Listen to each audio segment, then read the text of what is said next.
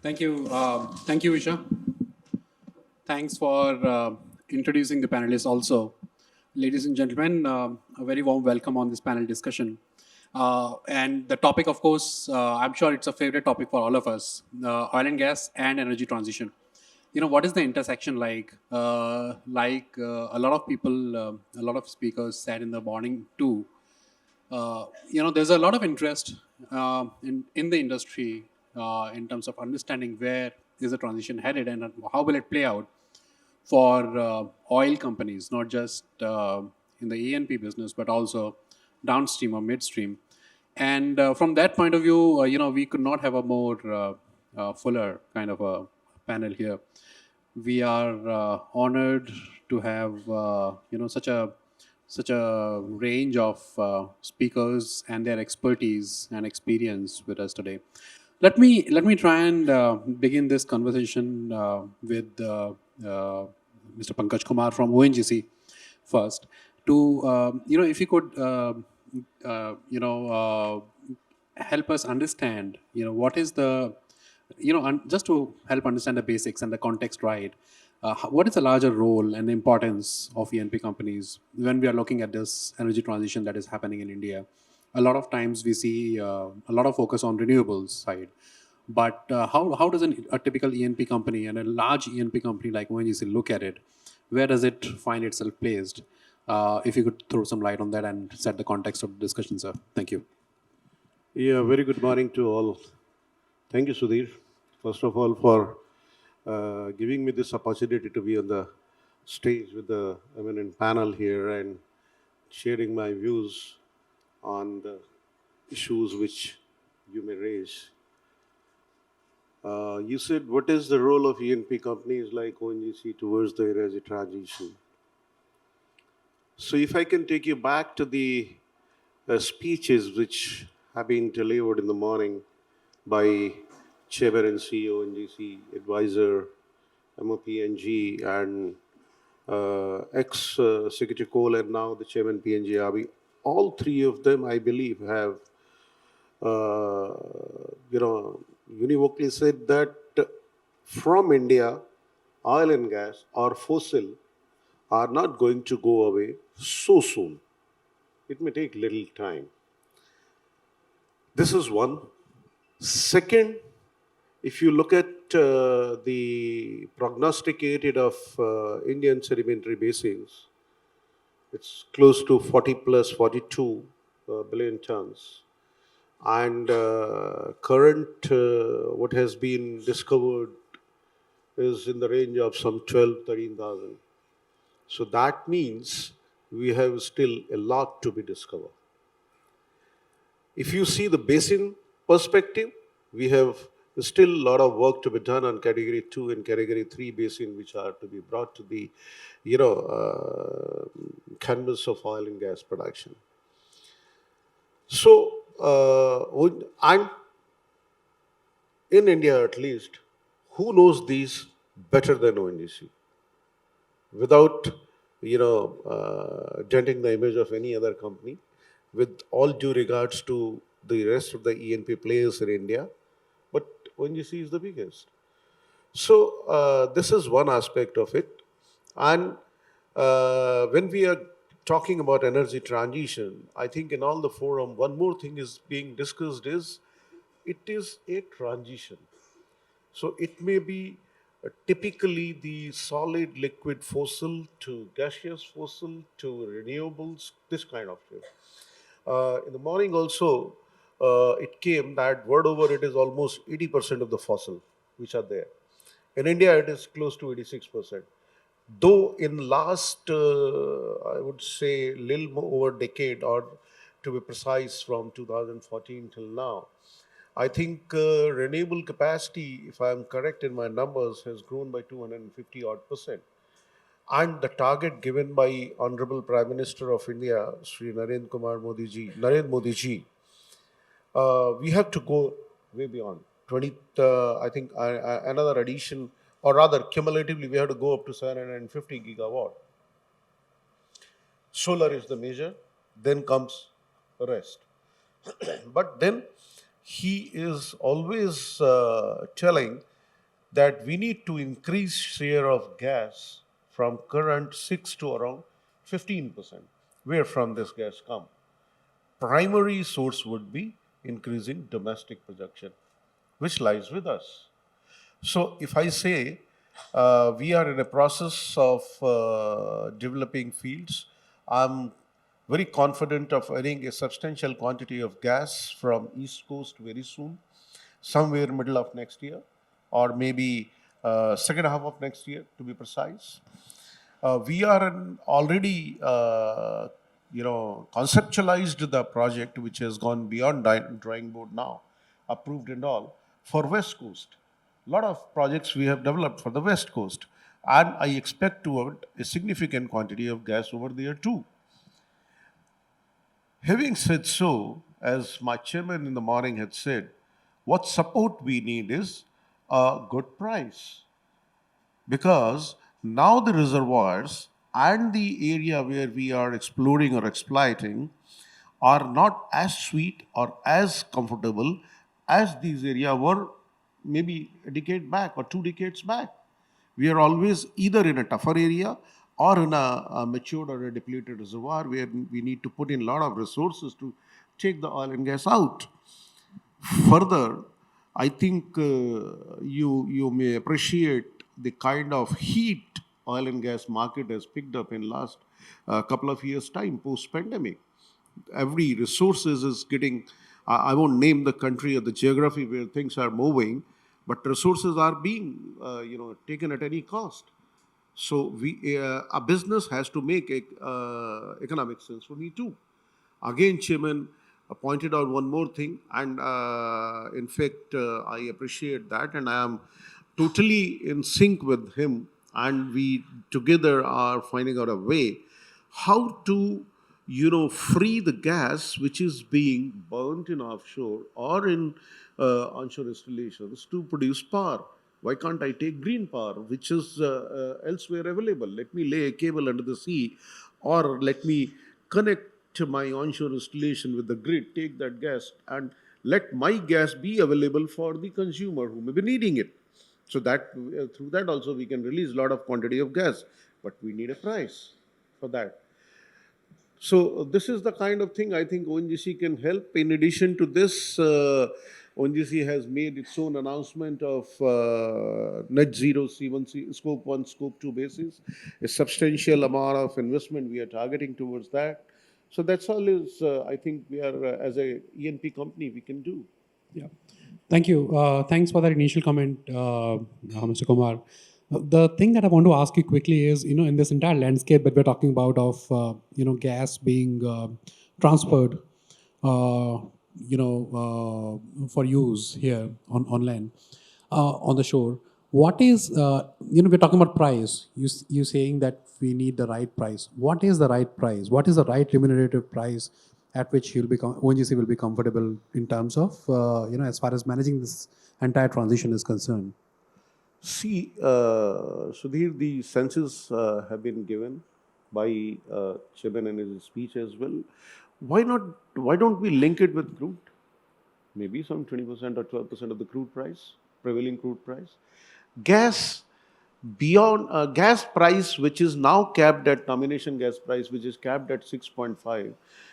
It is not making economic sense for me to make additional investment even in West Coast or in East Coast, which has major gas reserve. East Coast demands very high capex because of the depth and the challenging environment and a very, very, very, very limited weather window.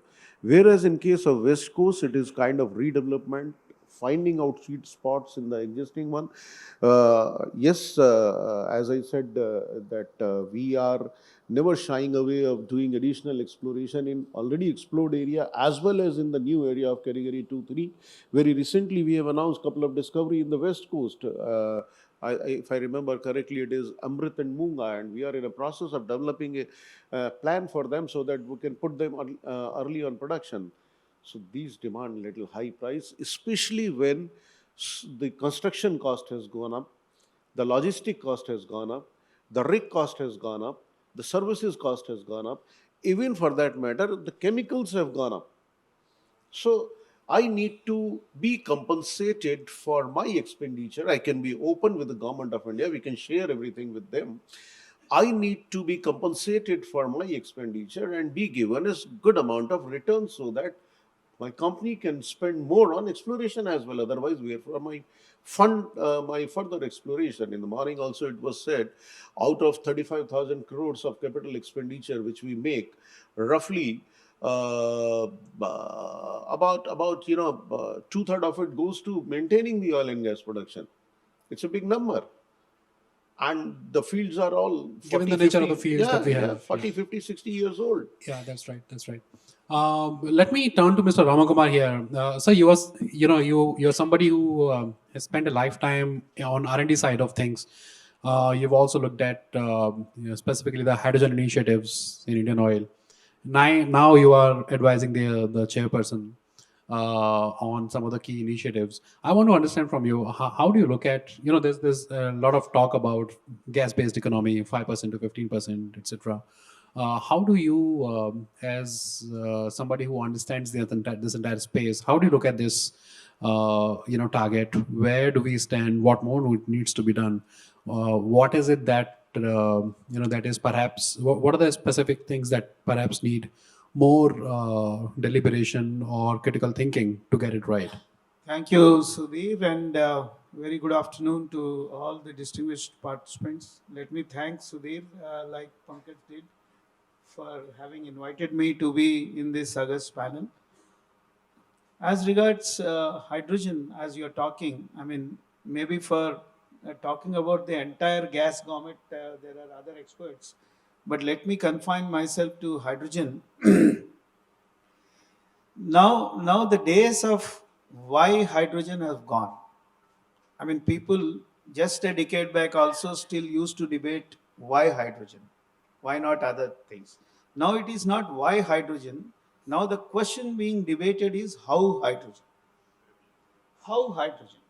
So we all have reconciled to the fact that in our individual pursuits to attain net zero, not only we, the entire globe, that hydrogen is the ultimate green energy option. And the recently released National Hydrogen Mission Roadmap, I had the good fortune of being one of the co-authors of this roadmap.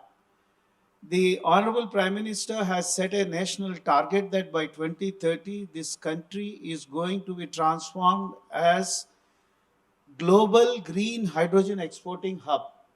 And a collective number that he had given is that 5 million metric ton of green hydrogen will be produced by this country. So breaking down that bigger target of 5 million metric ton, I can talk about oil and gas sector now. I was the nodal person to compile the hydrogen initiatives at the Ministry of Petroleum and Natural Gas till I demoted the regular office as Director R&D Indian Oil. So we have collected 2 months back, we have pledged ourselves, the downstream, upstream, midstream, all the oil companies put together by 2030, out of 5 million metric ton, oil companies, oil and gas companies will produce 1 million metric ton. This is the target that we have internally set. Each one of us, including ONGC, IOC, HPC, BPC, oil, all of us are having our own action plans, how to each one of us have our individual targets, but collectively it is 1 million metric ton. On the part of government is also really, I think, in my entire professional career span, I haven't seen uh, such a proactive policy enablement to any other subject that I have followed. You see, the mission roadmap says that there are production incentives for green hydrogen. There are productivity linked incentives for electrolyzer manufacturing. There is a hydrogen valley. There is some specific fund allocated to develop hydrogen valleys. There is a specific fund allocated for doing pilot projects of hydrogen in mobility. And there is a research and development fund to address the gap areas in hydrogen. The the whole essence of this is that today the 1 kg of green hydrogen production stands at $5, $5 to $7, depending on in which geographic location you are and from where you are drawing your renewable electricity. And the ask and demand of the industry, if hydrogen economy is to be mainstreamed, is it should come down to $1 to $2. So many interventions are there. There is an indigenous manufacturing of electrolyzers. There are looking at not only overtly depending on only electrolysis pathway for green hydrogen production. There are many more pathways that are coming into the fore. Biomass pathways are one of the very potential green hydrogen production pathways. And ministries, another flagship program of Satat, which is going to produce 15 million metric ton of compressed biogas from bioresources. And this compressed biogas is going to be reformed into green hydrogen. This is also another potential pathway. All would collectively aim at reducing that $5 per kg to $1 to $2 per kg. So I see a bright future. In any case, oil and gas sector is proceeding to set up 1 million metric ton. Indian Oil on its own announced a 7 KTPA plant at Panipat refinery. We are aggressively working on that. So I think I'll stop here. Uh, Thank you. Thanks, sir. So you're talking about this hydrogen mission where you're saying that the entire focus boils down to bringing it down from 5 to 1, right? Now we know the path that lies ahead of us. The technology that is available. We have the production linked incentives also now. R&D pilot projects, all of that happening. Realistically speaking, as somebody who has worked on very closely on these projects, realistically speaking, by when do you see that happening? In the next 5 years or so? The first green hydrogen production plant on scale, that is 7 KTPA is on scale, I guess, is our target is 2026 in this country. There are some smaller plants already operating. Many other oil companies, Oil India Limited, MRPL, they all are on the process of doing a megawatt scale plants. So I think it is going to happen. So what is the in this plan that you're talking about? What is the dollar per kg? That's a $1 million question. Obviously, we want a cost effective green hydrogen. That is the intent, and that is going to be the endeavor. But I don't think that we are going to achieve $1 to $2 right away. That much only I can say. Beyond that, I'll be hazarding myself any guess, giving a precise number to you from Pani. Sure, sure. Let me turn to Mr. Chatiwal now. You're from IGL. It's considered a major success story. The way we have expanded at a level of the country within the past few years, so to speak. The way IGL expand. I mean, overall CGD expansion has happened. It's very nice. So as somebody who comes from that sector, how do you look at the role that is going to be played by CGD companies when we look at a larger energy transition? How are things going to change? In what way when the transition is in its full swing for CGD companies like IGL? First of all, a very good afternoon to all the delegates, dignitaries. I must thank Sudheer and ET for inviting me to this panel. Before I answer your question, I will share a basic stoichiometry and chemistry about emissions. So if you look at the history, now the emission is dependent on two major factors. One is the carbon content and the second is the hydrogen to carbon ratio. If we look at the primitive wood, if we go back in time, primitive wood and the transition to coal. Now coal had half the amount of carbon content as compared to wood.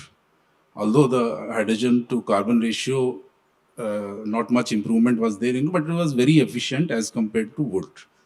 Now when we transition to liquid fuel, There was a drastic improvement in hydrogen to carbon ratio as well as in the carbon content. It got reduced drastically, and the hydrogen to carbon ratio also improved drastically. So that resulted in much lower emissions.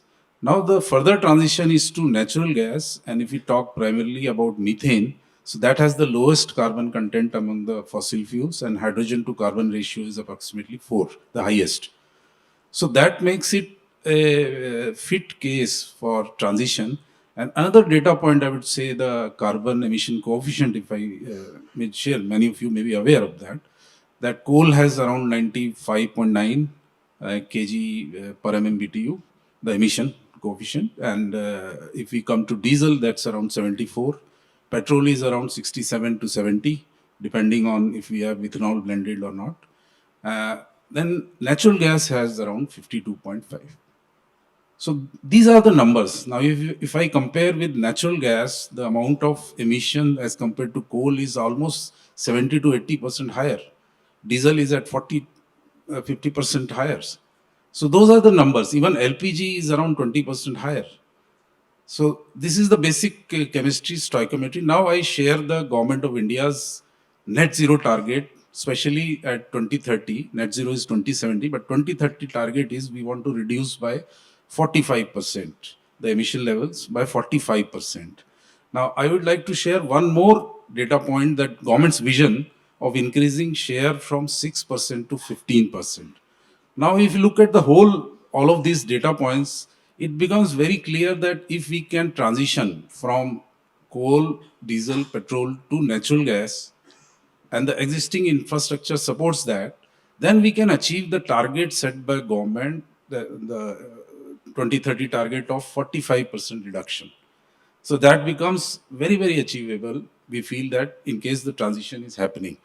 Now, in that direction, the government has taken significant steps, I would say, government and the regulator, that as far as CGD companies are concerned, that now 12th round bidding is under progress. After that, the entire country would be authorized to one entity or the other, almost 100% after Northeast and JNK. It will be authorized to CGD entities. Now, what the progress of CGD entities, if you look at in the last 5 years, I will just share a few data points, that the CNG stations in 2018 were around 1400. Today, they are above 6050. The domestic connections in 2018 were close to 40 lakhs. Today, they are 120 lakhs. So that is the kind of growth we are seeing in the last 5 years. And in that period, you also have the COVID disruption, the disruption due to war, the high energy prices. In spite of that, the sector has grown tremendously, and we see that 20 to 25% growth is there. One more data point in the energy mix, when we say that natural gas to 30%, 15%, 6% to 15% by 2030, there are three major sectors if we analyze in natural gas.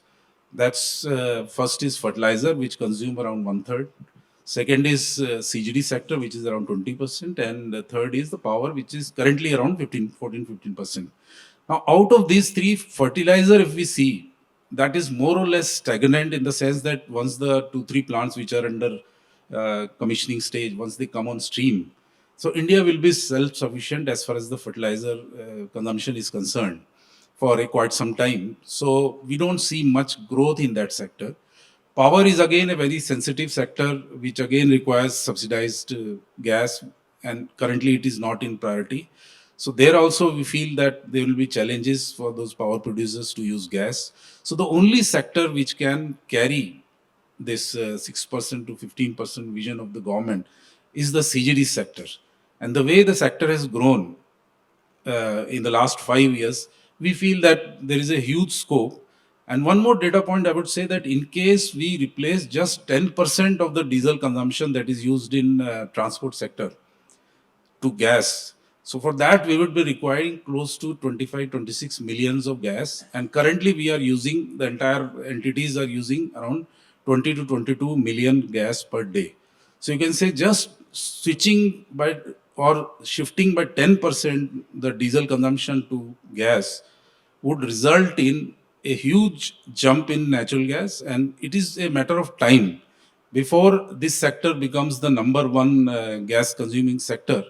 And we see that in another 5 years, it should probably not be surprised if it crosses 100 million per day of natural gas from current 34, 35. So 3 times in next 5 years, that is the potential we see.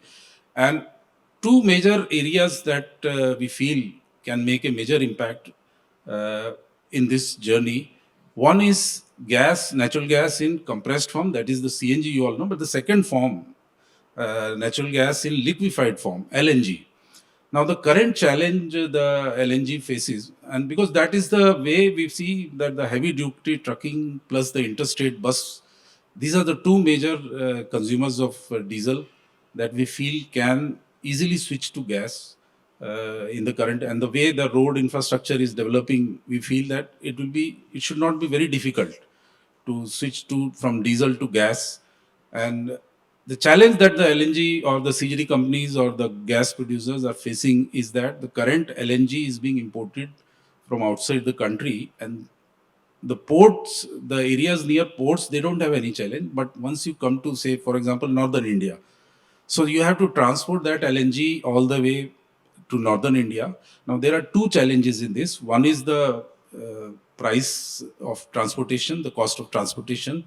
The second is that when you transport, you also use diesel.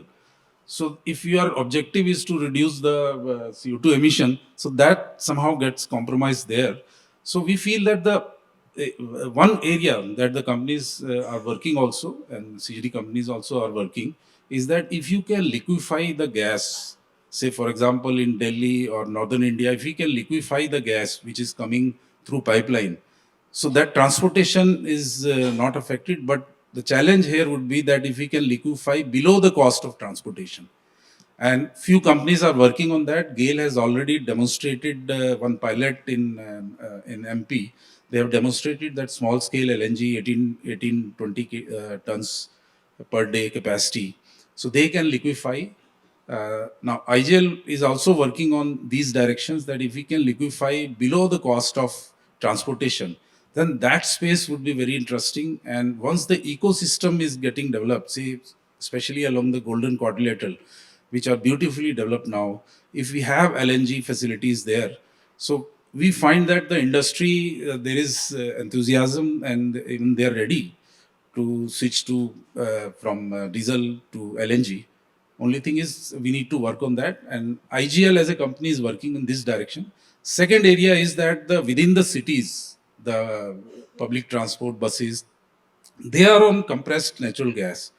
Now, if we can somehow extend the same to interstate buses, so that is also one potential area. And in that direction, we have IGL as a company has used a pilot. We have done a pilot on 5 buses to increase the. Basically, the main challenge comes in the mileage that the one field can take. The current buses in Delhi can take around 200 to 250 kilometers. Once they are filled, they can run up to 200 to 250.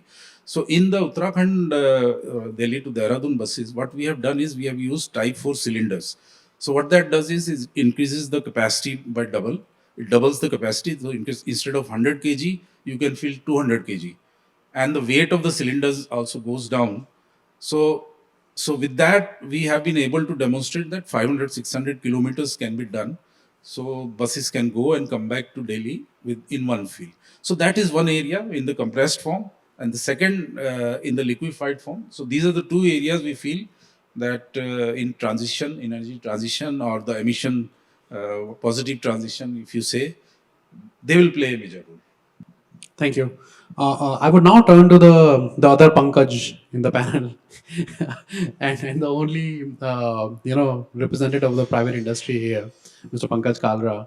Pankaj, if you look at energy transition, right, on the renewable side, it's mostly and largely a private-driven story, right, to a large extent. What is the case in oil and gas, right? When you look at the energy transition, the way it's shaping up and the way it's going to happen in this oil and gas industry, uh, how does private industry see itself placed and where? And what specifically are the demands, to be specific about demands in terms of what you want from from the government side or from the policy side to be able to better capture the kind of opportunities that exist for newer business areas in energy transition in oil and gas? Good afternoon, Sudheer, and everybody here. Thank you for having me here. It is indeed a pleasure and a privilege to be a part of such esteemed panel. Before I answer your question, Sudhir, let me first congratulate all the big PSUs here.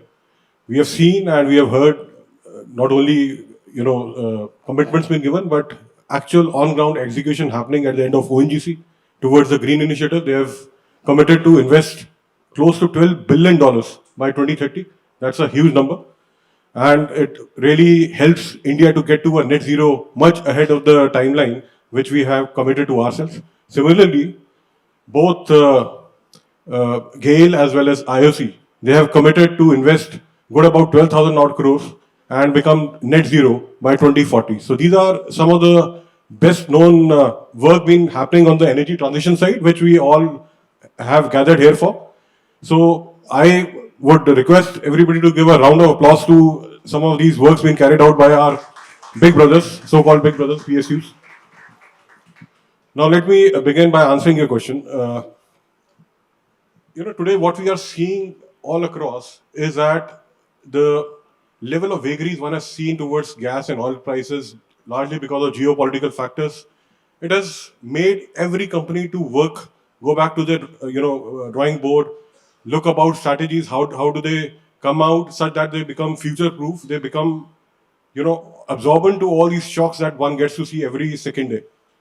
So quite like all the global companies, Indian companies, Essar in particular has been working tirelessly towards that.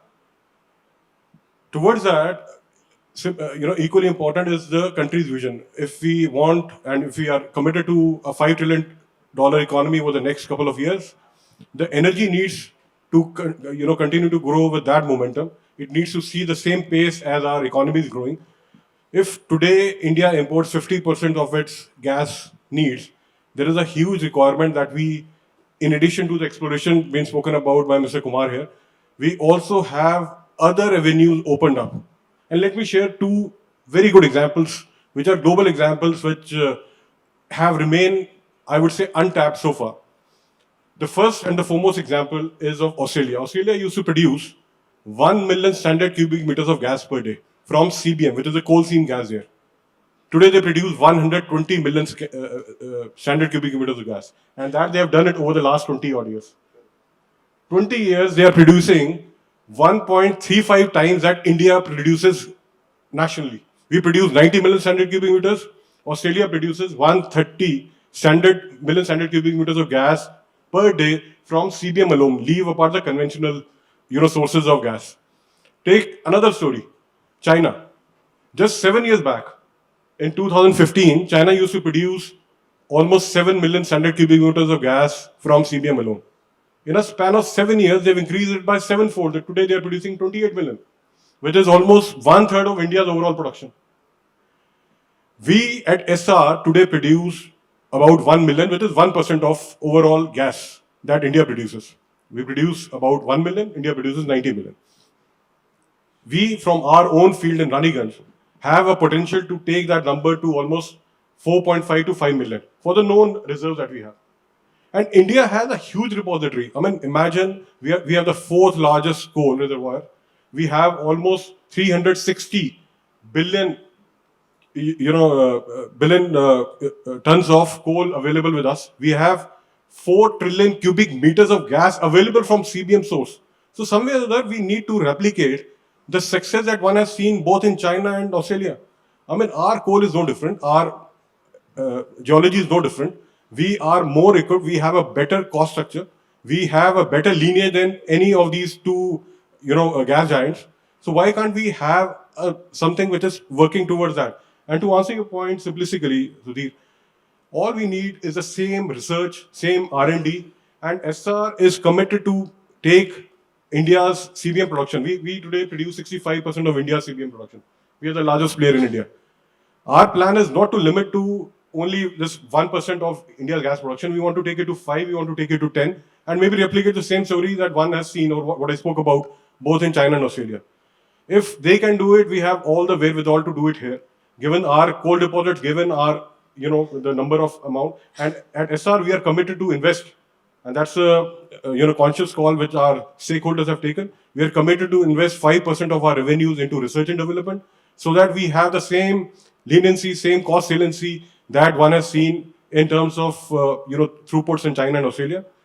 More importantly, there is some level of push and some level of coordination required. I must appreciate the efforts of Government of India over the last 10 odd years. They have been unparalleled. They have been one of the most supportive. They have opened up quite a lot of things. All those cost recovery regimes have gone over. Today we have more like a revenue share regime, which is far more amenable to any growth. A growth can only happen if you trust the partner, and today's government is ready to trust all the private or the government partners. So that is very, very forthcoming. But what one can learn and what one has seen both in Australia and China is that the government has supported them with PLI, just as you have PLIs in manufacturing segment, in hydrogen that the gentleman was talking about. We could replicate the same PLI on the gas production as well. I mean, there is no PLI today. There could be an incentive towards that. If we grow from the current levels, if we grow the production, there could be concessions made on the royalty. So one has to really make the cost structure work. Conventional, as Mr. Kumar was mentioning out earlier, is one of the big brother, but there are smaller brothers which can really support and make the India growth story to a tangible level, and we can actually grow 6% to 15% from. I can vouch for it. We can grow it from CBM alone. I mean, that's the real potential in India. Pankaj, you are basically talking about a PLI for CBM, right? That is right. Okay, fine. But I can't be unfair to the conventional part. If I ask for it, I would request the same thing to be treated at par with the convention space as well. Mr. Kumar, let me ask you, a lot has been said since morning about ONGC's strategy on energy transition side, right? Chairman himself went into great details about it. You've also talked about it. One thing that I wanted to ask is about offshore wind, right? Globally, a lot of action happens on offshore wind side from the point of view of oil installations. How well placed are we for that? How well placed is ONGC for that? What exactly is the plan? If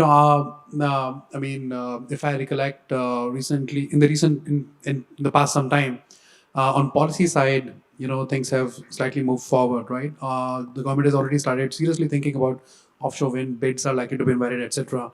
I also get the sense that there's a lot of interest from multinational companies to get into India's offshore wind space. How does ONGC look at that opportunity? If you could share some details. Sudheer, to answer to your question, how ONGC is placed with respect to the offshore wind, I think who knows offshore structures in India more than ONGC? In West Coast, we have installed over 350 odd offshore structures, and in East Coast also, we have few offshore structures. Not to that number, but the number is there because of the depth. It is more on floating and subsea structures. So, having said so, this is the capability of ONGC to go for offshore wind as soon as the policy is conducive for us. We are ready to partner with any of the foreign player who wants to come to India. Yes, big players are talking. We are also in discussion with few. Two of the areas which have been identified having high wind potential off the coast of Tamil Nadu and that Gulf of Kutch and that area, we are ready to work in both. We can do so. So we are not shying away with that. We are ready, rather, on a yesterday basis to do. Yes, our current structures, which are in off the coast of Mumbai, the wind potential is not so great to install offshore wind over there. ONGC had made an experiment few years back, but because the potential is not to that extent, it was not fruitful. Maybe now with the passage of time, we are looking at it again with the higher hub heights. The offshore wind can be utilized, and we are looking to that too. So we are not averse of that in that. The current long-term investment roadmap that the company has drawn on clean energy side, it doesn't take into account offshore wind, or does it? You know, when we announced that by 2038 we want to go net zero scope 1, 2, and broadly what was told, what ONGC announced is we want to make an investment of over rupees 1 lakh crore or 24 billion plus dollars by 2030. We are ready for all the modes of it. Let me tell you. Currently, it is we have signed an MOU with NTPC. We are ready with NTPC for going into renewable within nation, outside nation, offshore wind, onshore wind, solar, anything. We want, as per our energy strategy 2040, earlier we thought that we will be setting up almost 10 gigawatt of renewable by 2040. This program, we want to shift left by 10 years.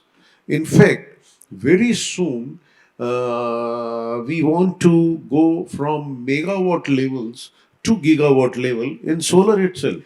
And I think ONGC will be announcing it very soon. So this way we are moving in and in this and want to be in sync with the government of India policy with respect to the energy transitions. We have already had an MOU with the biggest green energy player, one of the biggest green energy player, that is Greenco. With them, we are ready to go with any mode, maybe green hydrogen, maybe green ammonia. We are also in discussion and planning to go for pumped storage capacity. So all the modes we are open with. We want to be a total energy company. We are ready for offshore wind, onshore wind, solar, pumped hydro storage, anything. Okay, given the right price. Of course, a company has to sustain. Sure. Mr. Ramakumar, the other thing, in the initial part of the comment, you were talking about the IOC's project on green hydrogen side. I want to have a more broad and larger perspective on IOC's own initiatives. Apart from that, overall, when it comes to the energy transition story, right? The company recently announced net zero. There's an investment plan. But what can you share more details of it? Where exactly is the money going to go? How and why and where, etc.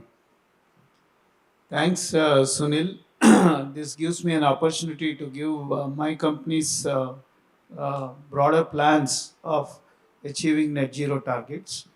It's more or less much the same way as that of ONGC, but we have since we have 11 refineries to operate, we are the largest refiners, so maybe our plans are little more customized towards refining. So let me give you some hard numbers.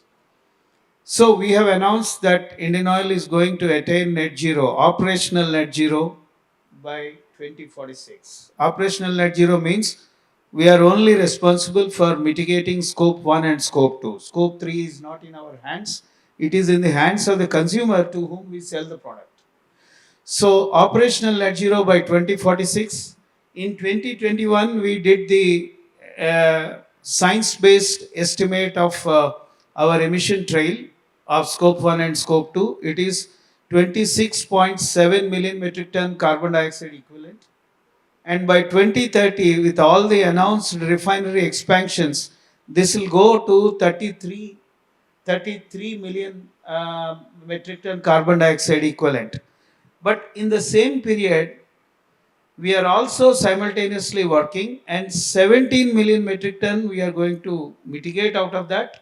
So 13 odd million metric ton which is going to be remaining, that we are going for carbon offsetting. So what are the 5 key interventions that Indian Oil is working for this net zero mitigation?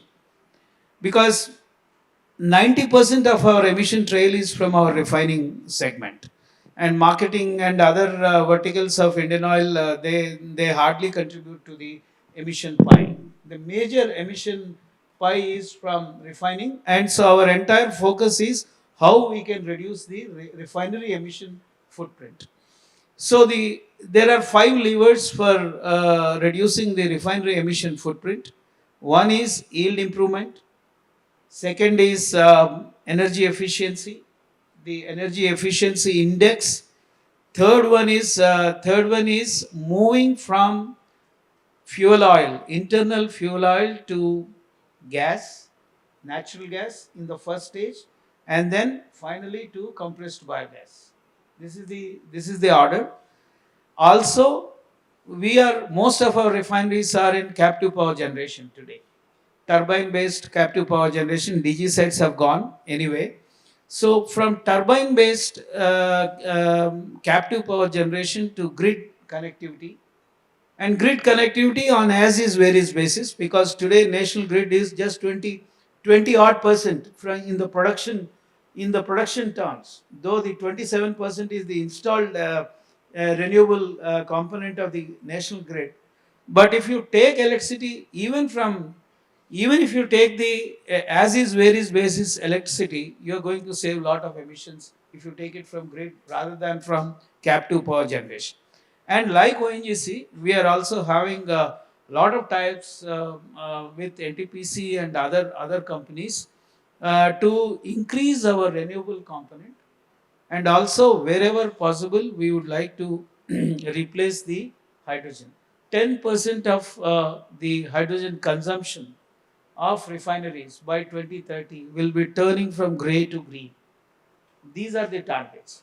Then there are certain, unfortunately for a refiner, there are certain hard to abate emission segments like fluidized catalytic cracking units, FCCs, which are the workhorses of a refinery. No matter what you can do, there is bound to be some emissions. So these are designated as hard to abate emissions, and to offset them, we are going to go for carbon sink creation or CER purchase. So these are the interventions, and we have set aside 2 lakh crores of rupees up to 2046 to attain these targets. That means literally from 2021 onwards, besides the regular capex that we are doing, every year we are going to spend 15,000 crores only on account of net zero, whether it is through climate finance, whether it is to internal resources. I mean, all sorts of avenues are available. So this is the commitment of IOC. Yeah, thank you. Mr. Chatiwal, I wanted to, talk to you about also CGT. One very common, issue that CGT companies kind of talk about when it comes to their expansion is, at the level of states, there's a lot of delays in terms of getting approvals, etc., etc., and these are basically linear projects which require approvals, and there's a time, and these are also projects that are time sensitive, right? I want to understand from you what has been IGL's experience there, and if you could share some insights on how do you, as the largest player, manage these issues at the level of the states, at a very local level. Yeah, if I had to pick few pain points of the industry, the first would be the availability of, in addition to the permissions, definitely is we require more than 20 permissions to set up a station, CNG station, and if we lay the pipeline, the PNG network, then also 8 to 10 permissions are required. And there are different agencies. There is no single window that you can go and get it, right from NHAI, PESO to all the state government agencies. So there are 20 plus permissions, and that takes time. But in addition to that permission, every state is unique in the sense that the charges that they take. Just to give an example, the Whaley's charges for laying the pipeline, the MDP pipeline, varies from rupees 1,000 per kilometer to 3 lakh, more than 3 lakhs per kilometer. So that's the variation. Say in Haryana, we have more than 3 lakhs kilometer, 3 lakh rupees being charged per kilometer, where is UP. In UP, there are some other issues like taxation. Taxes are very high, 22.5% additional tax. So every state has some issues, but permissions definitely is one area. And in addition to that, if I have to bring in another area, is the availability of land, especially in the city. Because we have more than 75,000 petrol diesel stations. So they have occupied all the prime land of the cities. Now land for setting up CNG station is very, very rare. Now, if I give you an example of Delhi or the IGL success story, one of the reasons for the success was the allotment of land by the government to IGL. We got lots of land for setting up CNG station, and we could do it in an expeditious way. So that was one of the success story. Plus, whenever they had a master plan prepared, that okay, this is the new master, they always had a provision for CNG station in their master plan, be it residential, commercial, any plan. So if you go to them and say that okay, I need a land for CNG station, they will check the master plan and it is always there. But this type of issues are not there in the state. They are yet to evolve to that level. Delhi that way was, we were very fortunate that Delhi was very understanding due to the pressures, pulls and push of government or regulator, environmental bodies. So due to that, it was very, very supportive, and that really helped IGL to grow at such a fast pace.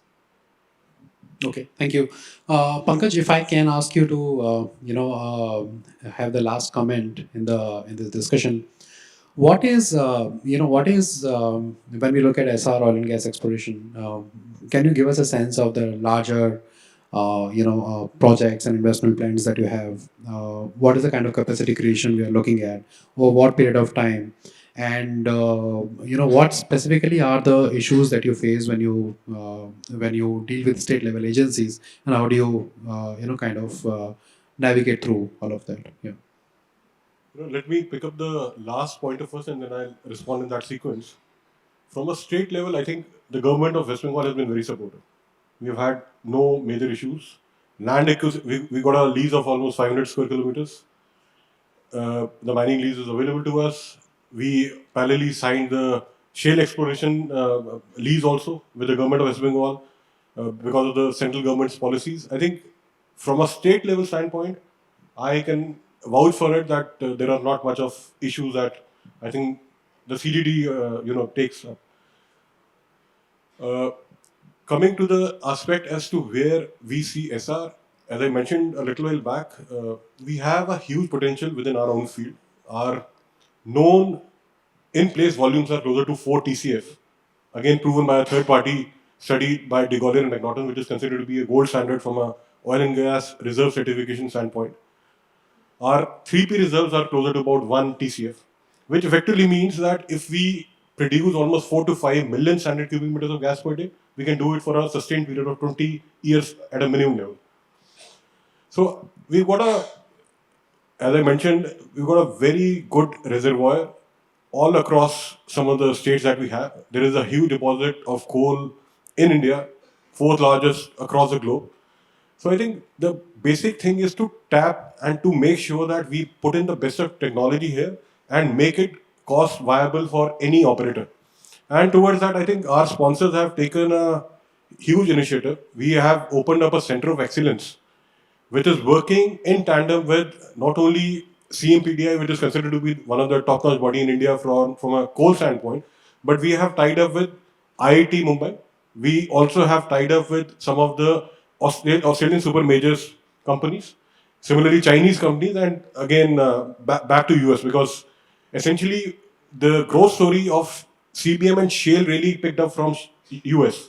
Of course, CBM had its own way or a vein off there, but so from a tire standpoint, we have made massive and some very high level, strategic tires so that we can imbibe the best of technologies from these countries and bring them into India, make it or ensure that we can get or extract the same level of volumes that any of these countries have done. So SR, as I mentioned, we have a potential to produce 5% of India's production. We also are planning to do two core test wells on the shale side next year. So all the location, etc., has been identified, and if that happens, it can be a game changer for the industry as well as for the country. Okay, thank you, Pankaj. And with that, we come to an end of this discussion. Ladies and gentlemen, thank you for your time. Thank you, panelists, for those really insightful comments. Thanks once again. Thanks.